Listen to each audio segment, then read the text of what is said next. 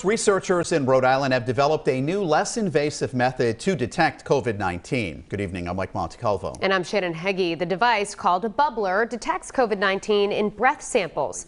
Results of a months-long study to test the device were just published in a scientific journal.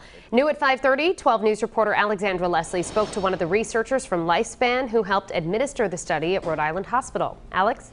Well, Shannon and Mike, instead of a swab of the nose, patients will breathe into this device for about 10 seconds or so.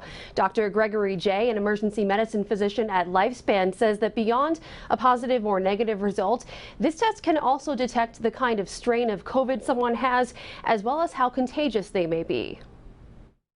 This is what we call the bubbler, slightly Rhode Island-esque in doing so. Inside this test tube is a small amount of mineral oil, which contains what's called PCR primers that detect viral loads. The PCR primers are actually barcoded molecularly, and so you can actually trace back to each individual patient who gave you a sample. The clinical trial involved 70 patients who consented for testing between May 2020 and January 2021 in the emergency department at Rhode Island Hospital.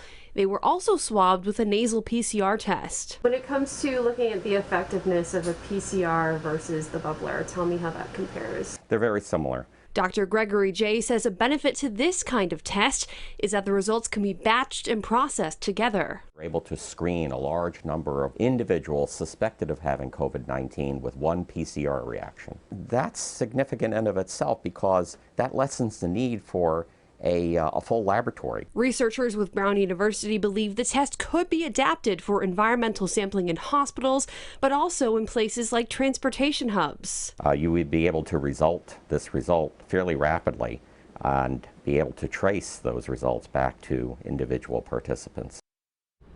Researchers believe this kind of testing is cheaper or comparable to the testing that's available now. The research team is currently seeking emergency use authorization from the FDA. Live in the control room, Alexandra Leslie, 12 News.